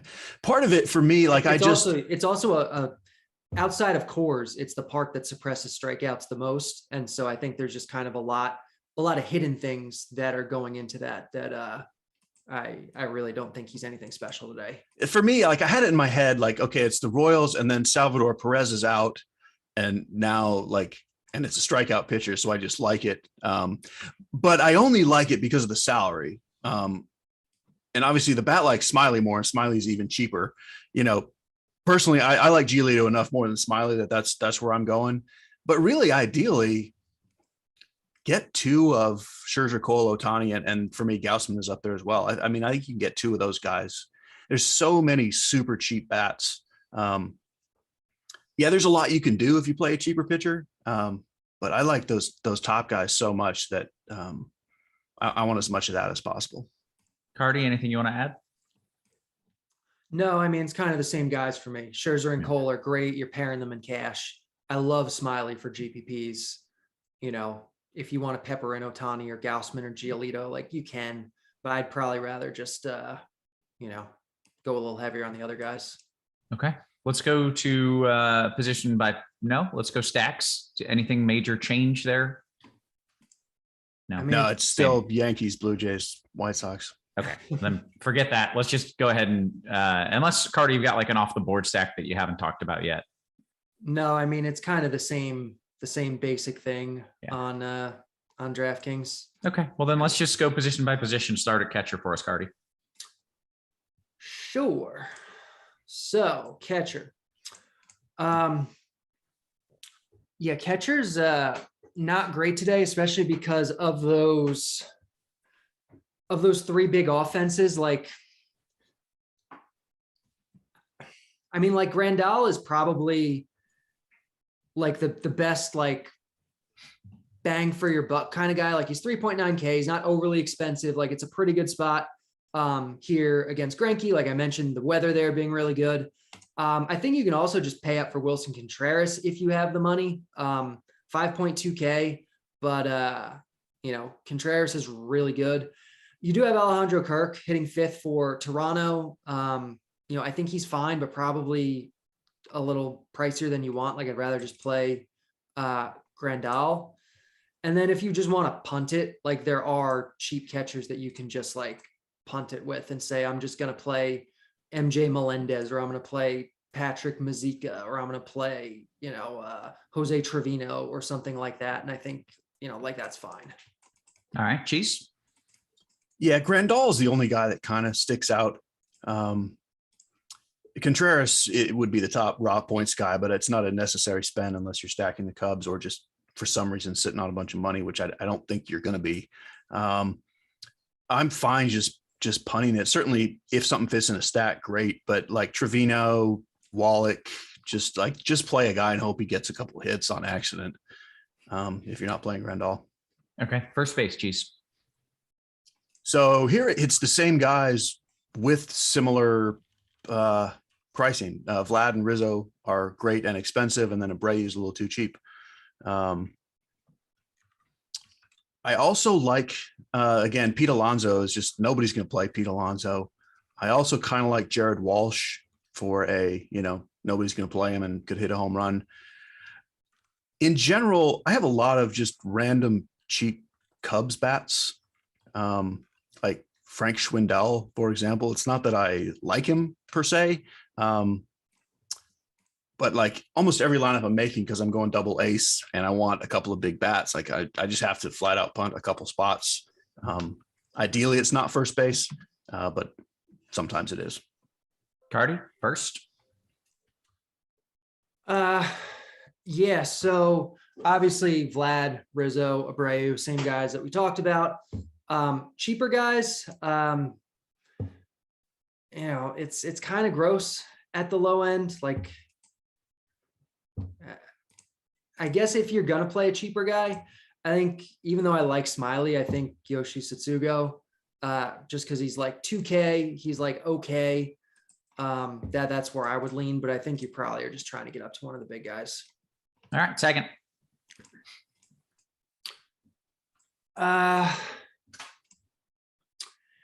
Yeah, second base is kind of gross here. Like, We got a Gleyber postponement Torres- in Cleveland. What's that? Postponement in Cleveland. Okay. Good to That know. game is on basically no slates. I know, but a bunch of people were asking me about it, and I may or may not have had some inside information that tipped me off that was coming. So I put a strongly worded tweet saying this game's probably getting postponed, and there it went. So there you go. Sorry. Continue. I Yes. didn't mean to cut you off. No, so second base on Fanduel, you have Gleyber Torres, who's like super cheap. On DraftKings, you don't get that same discount on him. So second is actually really gross. Like, Gleyber's fine, but he's not the same great play that he's on Fanduel. I think Whit Merrifield is a good tournament play. He projects as the top raw second baseman on the slate, again, because of that weather, because of some stolen base potential, and he's going to be really low owned. So I like him as a tournament play. But I think in cash, like, you can think about just punting this whole thing. Like, you can play a 2K Luis Rengifo here just because you want to save money for another spot, because there's not a lot to like here. Abraham Toro for 2.9, I think, is a little bit underpriced. Even though it's against Gaussman, like, I think he's fine, but really, like, second is just terrible. Okay. Cheese. Yeah, there's pretty much no reason to spend any money here. I mean, maybe Torres, who's kind of mid-tierish, but I'm playing mostly like Lurie Garcia, just because he's not quite minimum salary, but 2,800, and he plays for the White Sox. But this is kind of what catcher usually is, like just stick in a cheap guy or someone in a stack. Okay. Third base, I do believe. So same as with FanDuel, Donaldson is the best play. Moncada's pretty cheap. And then Matt Chapman's pretty good. Those are your three guys. I kind of don't mind this Christopher Morel for the Cubs. Minimum salary, bottom of the lineup. Minor league wise, like, he looks like one of these Cubs guys who's going to strike out a lot and hit a lot of home runs and even steal some bases. Like, looks like a decent kind of cheap DFS dart kind of play, and he's minimum salary. So he's my punt there. All right, Carty. I agree. It's literally all the same guys. And I think Morel is the cheap guy if you want to do something weird like that. That's really kind of it. Bobby Witt in a GPP. I really don't mind, like, the mini KC stack, especially if you're doing it with chalkier stuff. If you're doing, like a Yankee stack or whatever with, like a 3-man or a 2-man, KC stack. I think that's interesting and a way to get different. Okay. I think that takes us to short. Yeah. So same names that we talked about before, Tim Anderson and Bo Bichette are definitely the top guys. I think in cash, if you can get up to one of them, I think that's what you're trying to do. We mentioned Luis Rengifo as a 2K second baseman. You can play him at short, and I think it's fine to do that if you want to go all the way down. But I do think you really try to spend up on Anderson or Bichette. I think Corey Seager is really interesting in tournaments at no ownership and really doesn't project that much worse than Anderson and Bichette today. Cheese. Yeah, same guys, and you can throw Marwin Gonzalez in as a minimum salary punt if you want a different one. Just kind of a general overall thought on the slate, as Carty's mentioned, like Corey Seager a couple times, and he mentioned Winker in the outfield on FanDuel. Like, this is a reasonable slate to play the occasional one-off hitter against one of the good pitchers. It's not like all these guys are going to throw shutouts. So yeah, I am on board with, as much as I love Ohtani, like, yeah, Seager is totally playable. Yeah, Suarez or Winker are totally playable, as much as I love Gaussman, et cetera, et cetera. Okay. Outfield, I do believe. Cheese. Hey, White Sox, Blue Jays, Yankees. Those are some things you can play.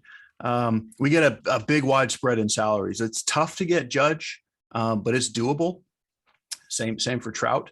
The easiest way to do it is play Joey Gallo and AJ Pollock and or Aaron Hicks. Like Pollock is 2K. It's just a silly low price. And he makes a lot of things work along with one of those other cheap Yankees. This is, I mentioned, the reason I mentioned Jesse Winker again is 3K on DraftKings is a useful price if you don't want the kind of obvious chalk. Yeah, I mean, it gets pretty deep. Ortega is another cheap guy you can throw in there, but I really like kind of spending up for one or two of Judge, Trout, Robert, Springer, Teoscar, and then filling in with either a chalky Gallo or Hicks or Pollock. That's kind of it's obvious, but there's enough obvious stuff that it's like, you don't have just one, hey, this is the lineup build. It's like 5 different variations of a lineup build. Okay, Carty. It's literally all the guys that she said. Yeah. I think Pollock is actually, at least in cash, he might be the biggest lock because he's 2K, and that's really stupid. But yeah, it's Judge, it's Robert, it's Trout, it's Springer, it's Gallo, it's Teoscar. In tournaments, like if you want to do something different, like I think Suzuki, I think is interesting enough. Again, I think Winker is interesting enough, but there's just so many good high-end guys that that those are the best plays tonight. Okay. We got a question from RG producer. It was, give me some home run calls. And in fact, before we get to that, give me, if you were running a single entry and you're running one stack, who's it going to be? And Carty, you can start there. I think for me, if I'm doing a single entry, I'll just take one of the chalk stacks. Maybe let's say the White Sox, but really you can make a case for the Jays or the Yankees. Mm-hmm. I'd have Smiley in that to get different, and I'd probably have some different pieces around that stack. Maybe some of the Royals that we talked about. I have to see how the salary works out, but maybe some of the Royals or like something like that. Okay. Cheese, I assume it's one of those 3 big stacks we've been talking about. Which is your favorite? Yeah, I would have Toronto. Yeah. And I would not have Smiley in it. Yes. But yeah, either way. Okay. Let's take a few of these questions here and then we'll get on out of here. Scrolling up just a wee bit. Greatness says, can you leave Rizzo off of a Yankee stack, Cheese? You can. I mean, because there's 5 good hitters without him. There you go. Dan Jan says, Carty, Rendon, okay, is a one-off in a DK single entry? I mean, it's not like he's a big time power guy, so I don't know what you're really hoping to get from him. Like, he's fine, I guess. He's fine. I'm not gonna tell you it's bad to do, but okay. I'd almost rather just take a shot on a guy that has more power. A bigger boomer bust guy, a Suarez or a Bobby Witt Jr. or I don't know, Brad Miller even. Like I think that's better than spending almost 5K on Rendon. Okay. Alex says, Cheese, Kirk doesn't stand out. I don't know what exactly that is in. That's reference to the catcher, Blue Jays catcher. Yeah.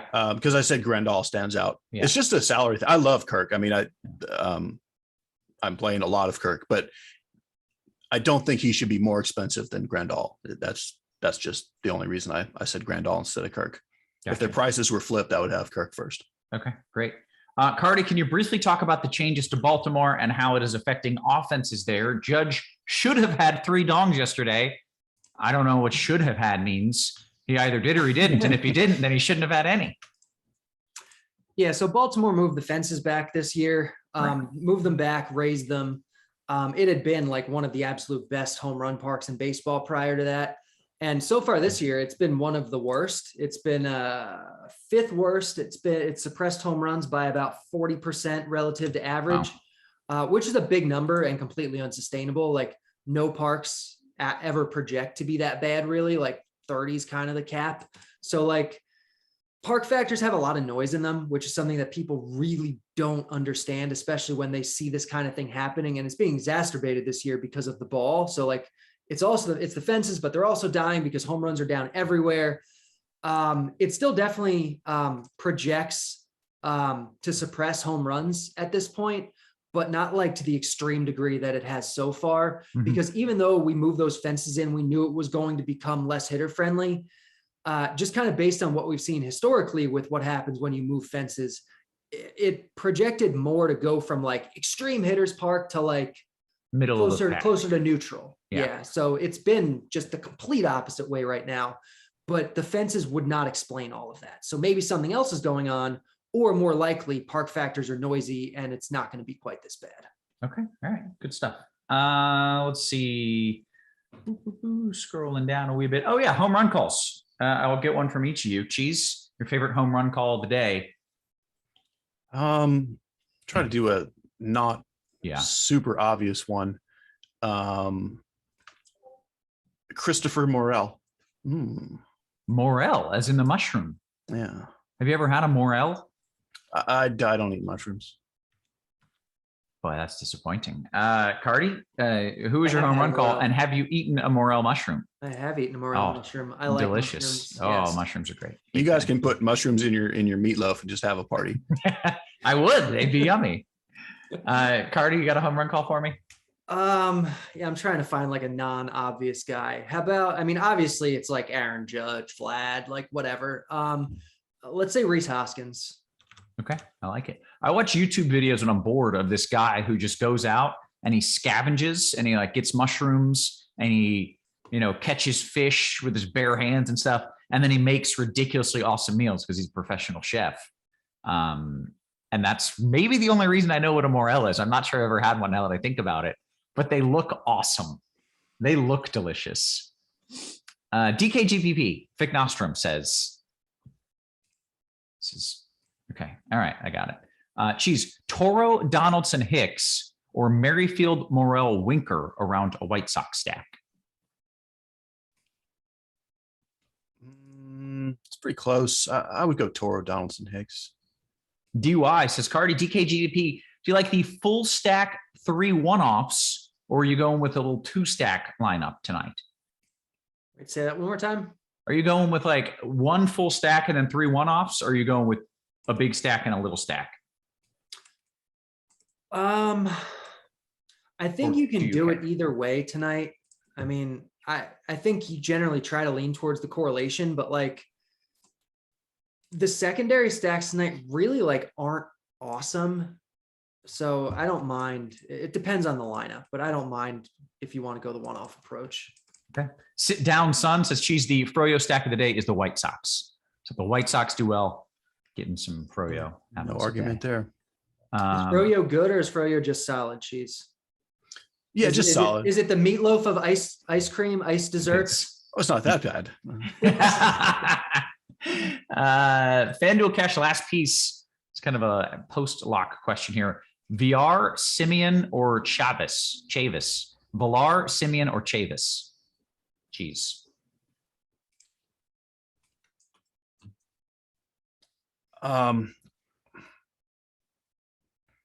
Chavis. Dan Jan says, any interest in a Met stack and a DK single entry, Carty? I mean, they're not like my favorite. No, like it's fine, I guess, but no, I think there's better options. Okay. Aside, what are your thoughts on Gaussman as a pivot in FanDuel Cash if it gets you to the bats like Trout and Judge, Cheese? So personally, I am more than okay with it. I love Gaussman. The bat says don't do it. I say I love it. In cash, come on, no, don't do that. Please don't do that. Cheese says do it. He says do it. Do it. All right, let's see. Which top SP gets blown up tonight? This is baseball. I feel like Carty's answer is going to be the Gauss cam. I would certainly say either Gaussman or Giolito. Okay, great. DKGPP Sox Angels stack, Cheese. Do you prefer Gaussman, Moncada, or my boy Otani and Rendon? Gaussman, Moncada. Okay. DKGPPs, Carty, who do I leave out of a full Toronto stack out of these 6 gentlemen? Bichette, Guerrero, Espinal, Chapman, Teoscar, Gurriel. Espinal or Gurriel. see whatever works best with what you're trying to do, I guess. Okay. Jay Sam says, go Lightning. Go Lightning. I approve. Go Mavs today as well. Carty Dan Jen saying there's a little issue with the floor. Maybe Bobby Witt Jr. and I'm looking at that. I don't actually see that. Okay. So I maybe send a screenshot, Dan Jan, because I see them both looking normal. Okay. Moore says, Cheese, when Meatloaf says he would do anything for love, but he won't do that, what is that? Talk about leverage. I can't beat that answer. Yeah, that's perfect. VHV DK Cash 3v3 Donaldson, Carty, Donaldson, Robert and Gallo, or Moncada, Judge and Hicks. Donaldson, Robert, Gallo. Cheese they're both good, but yeah. In DK GPP in 20 lineups, would you risk stacking one against one of the stud pitchers?